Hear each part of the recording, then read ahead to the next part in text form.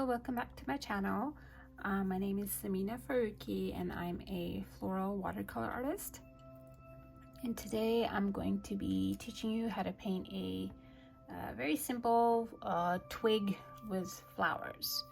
So go ahead and grab your brush. I'm going to be using a size 4 and a size 6. These are my go-to recommended brush sizes for beginners. So if you don't have these sizes, or if you're looking to start your brush set, then I would recommend starting with these two, size 6 and size 4. Okay, so I'm going to paint the twig first. I'm going to use my size 4 for that, and just going to use a dark green shade. This is Aquarius Green by Roman Schmal. And if you're using these pans, or if you have your paint squeezed out in your palette, then go ahead and wet your paint, right? Simply dip your brush into your water and give it a few strokes in the paint. Okay, that'll ensure that your brush is loaded with paint. And I keep rotating the brush around as I'm in the paint pot. Okay, and I don't want too much paint in there. You can tell if you have too much paint if your brush is, the nib of it is just loaded. You can see that it's almost like a round instead of being at a point. Okay, so after you've done that, the way I like to paint my twigs is I like to make a curved line. Rarely will I paint a straight line. It's just the natural curve of your wrist, right? So if you lay your wrist on the table and you just move it up and down, you'll see that you're painting a curve, right? Instead of a straight up and down line. If you want to go straight up and down, you're just simply moving only your fingers. But if you involve your wrist, you're going to paint a curve. So I'm just putting my my wrist down. I have my pinky out for support, the bottom, okay? And I just touch my paper lightly and paint a curve. Okay, and I use very light pressure on the brush. I didn't smoosh my brush all the way down because I wanted to keep it a very fine line. If you did smoosh your brush down, that's okay. Just keep going, okay? Going back in there, and I'm gonna add some twigs. So similar idea, like keep a very fine amount of pressure. And I just added 1, 2, 3, 4 for now. Let's see what I end up with. Okay, now I'm going to switch to my size 6. And let's pick this purplish paint that I already have in my palette from previous work. I'm just wetting that and just loading my brush, rotating my brush in there, and that loads it. Okay, so for these flowers, I'm going to paint the one at the end first. So I'm just turning my page a little bit. I'm going to make very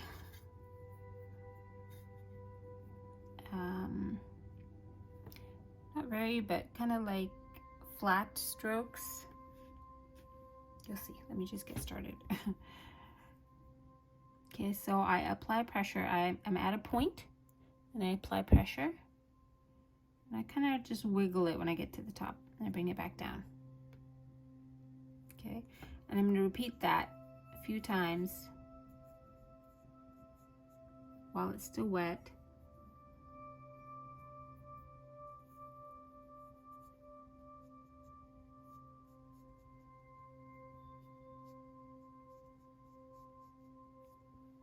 Okay, and some of the petals you saw, I they were just simply lines. They look like just lines coming out the sides.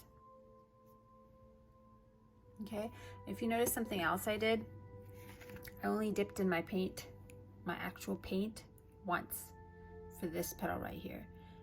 As soon as I was done with that petal, I went and dipped in my water, and that washed some of the paint off, and then I painted the rest of the petals. Okay, so let me do that again. I'm gonna load my brush. Okay, apply pressure and paint that first petal. Now I'm dipping in water. Doesn't matter what color my water is, or if there's thingies floating in there, that's fine. It's a dirty cup, and that's fine. Did you see what I did? I was so busy talking. I dipped it, and then I smooshed it along the side of the jar. Okay, and then I'm gonna go back. Okay, my brush is still wet. I'm gonna keep going. Add a petal to the side. Okay, as far as my water, I don't change my water after every single painting. So if my water's dirty, it's because I just painted, and I'm not changing my water for every single painting. That's unnecessary. Okay, so back to my paint, doing it again. Okay, there's not enough paint in there. Let me go ahead and add more water.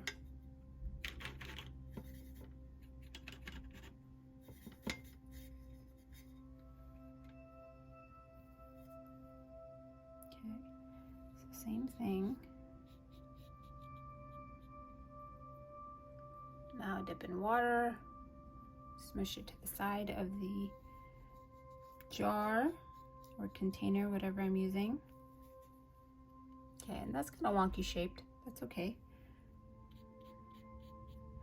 There. Okay, so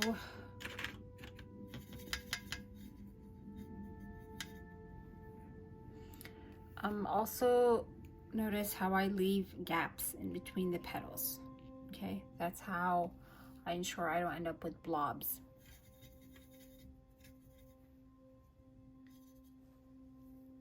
I just wanted to show you a different angle, but same thing. I'm going in.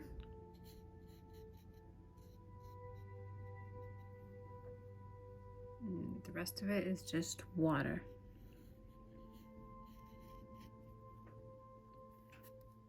And anytime you're stuck with like a weird shape, like say, like how I was stuck with this one, I was like, oh, I'm not happy with that shape. I'm just gonna add a single stroke on that end and just leave it at that. Okay, and final flower.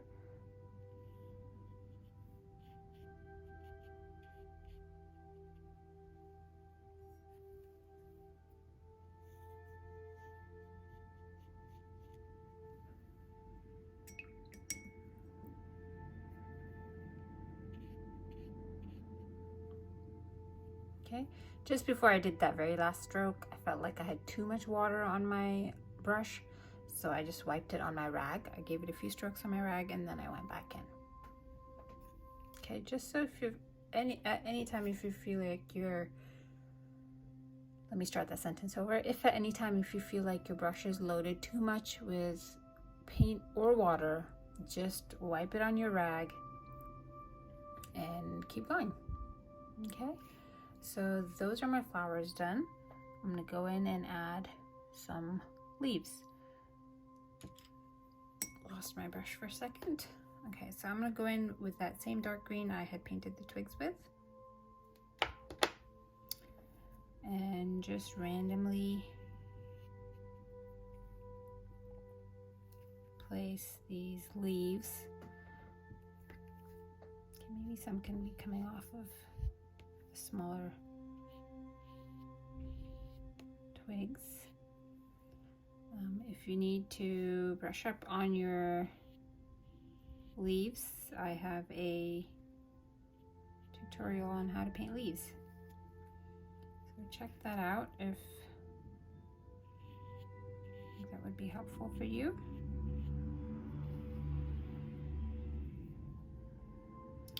Don't be afraid to go over your flower if you have to, but don't do what I just did. That was still wet. So there's going to be a little bit of bleeding there. That's okay. This one is dried, so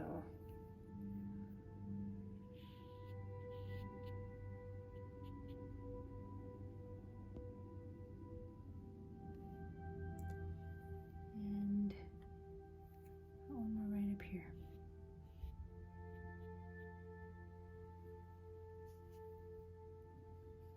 Okay, so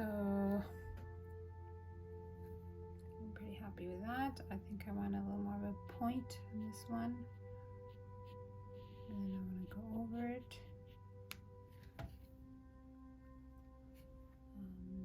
Maybe I'll go over the whole twig, just so it's all the same color. Ideally, I should have done everything in one go, but because I'm talking and teaching, and I had to step away for a few minutes, things dried. But I'm pretty happy with that. Okay, so I hope this was helpful.